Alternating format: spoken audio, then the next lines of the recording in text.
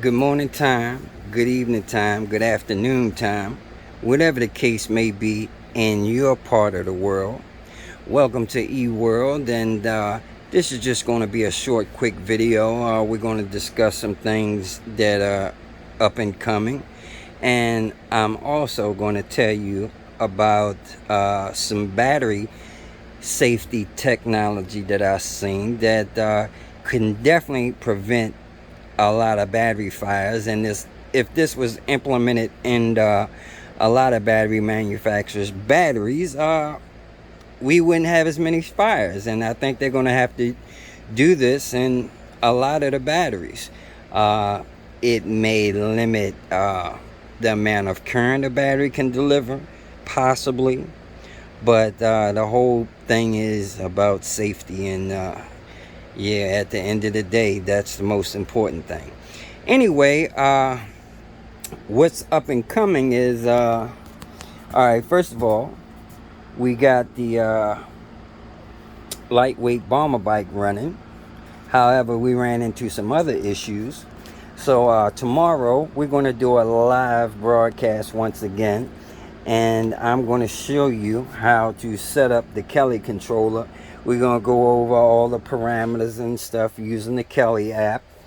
And so that we'll be doing that tomorrow. I'll probably do an evening broadcast probably around 8 p.m.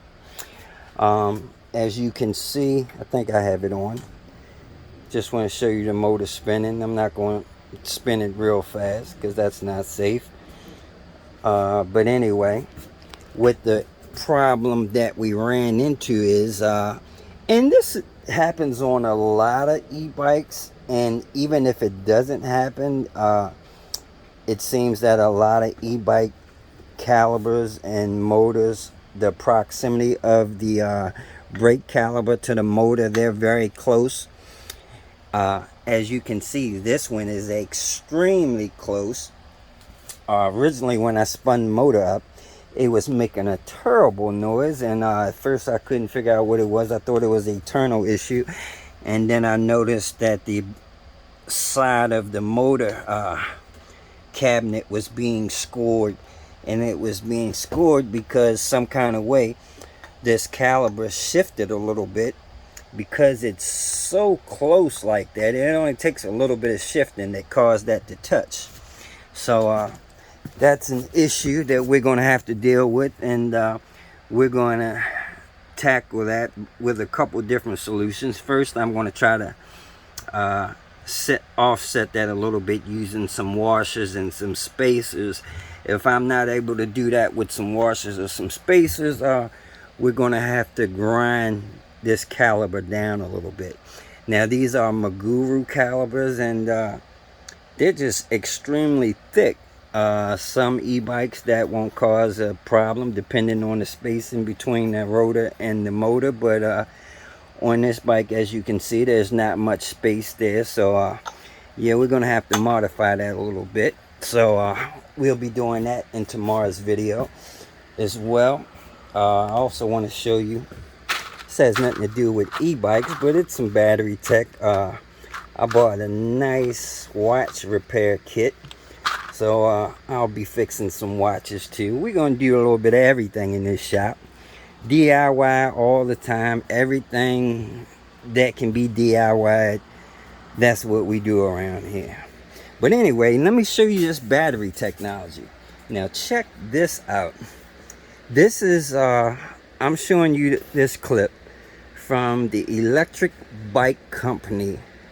And they were reviewing the Model C. Now I want you to see this battery tech, and aside from this battery just having a BMS with a temperature sensor, which is very important as well, because if a battery is getting extremely hot, the BMS can shut it down just because of the temperature. But let me show you what else this battery has. I'm gonna play the video. Check this out. But each battery cell is connected, and what we've done is we've actually now individually fused each cell, so each cell has a fuse. So that's really important for battery safety. 99% of all battery manufacturers. So right there in the nickel won't take the strip, time to put a battery fuse in. where it So connects that's to if the a battery, has a little that fuse will element, take just over like in the fuse, that will burn up The other under a important lot of part current. is the temperature sensors. So we have two temperature sensors. There's one over here. That's just a little sensor. So that'll make sure that the battery management system is functioning well. And there's another temperature sensor in here. So this has two temperature sensors that feed. And let me rewind this information back to again the because my screen hadn't quite cleared up yet. I want to make sure you see that fuse.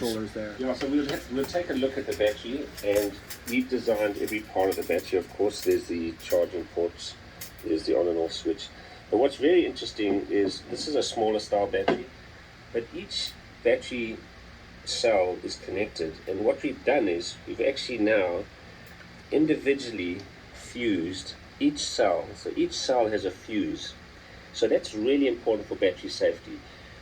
99% of all battery manufacturers won't take the time to put a battery fuse in. So that's if a battery malfunctions, that fuse will then take it out of the mix and keep it real safe. Okay. The other important part is the temperature sensors. And that's extremely important because, like I was telling you before, BMSs don't isolate each individual cell. They read that whole group of cells that are in parallel. However, with that system there, if one battery shorts out, or exactly, if one battery cell shorts, that fuse will burn, and that will essentially remove that one cell from out of parallel with the rest of them. That is an extremely good battery safety system. And you know, these e-bike fires are happening more and more regularly now.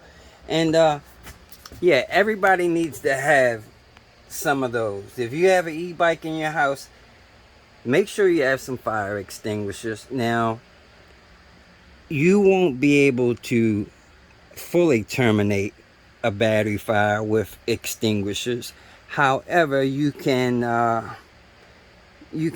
dampen the how extreme that fire is. I mean, if you at least have a couple of those. If you notice, I just bought another box with 2 in it, and I have 2 there. Now, if you can keep enough, fire extinguishing powder going on a e-bike battery long enough, you can at least, dampen the effects of that fire, so it won't get so out of control, at least until the fire department arrives. So, I mean, everybody should have some type of fire extinguishers on hand, or at least a hose nearby. Or outside of my shop, I got a hose right there. I mean, just in case, shit happens. You got to be prepared. Anyway, guys, that's it. Like I said, I'll be doing a live stream tomorrow. Just wanted to give you an update on the lightweight bomber bike. Yeah, it took us a while to be able to get that Kelly app so we could, do the initial setup and programming. But we found it, and yeah, everything is everything. So, we were connected via Bluetooth, and I'll go over all that with you tomorrow on my live stream. So that's it for now, guys. Oh, check out my little bonsai. Got me a little bonsai plant. Not only that, I also I got me a little teeny tiny miniature Venus flytrap. I know you guys ain't really interested in that, but I had a mosquito problem. I'm gonna let this bad boy grow nice and big, so he can be eating up some mosquitoes if they happen to get up in this place. Alright, y'all. Easy, take care. It's a Crooked Finger production. I gotta go to Baltimore tomorrow, but when I get back in the evening, we're gonna do that live stream. Take it easy, take care. Crooked Finger production. We out. Peace.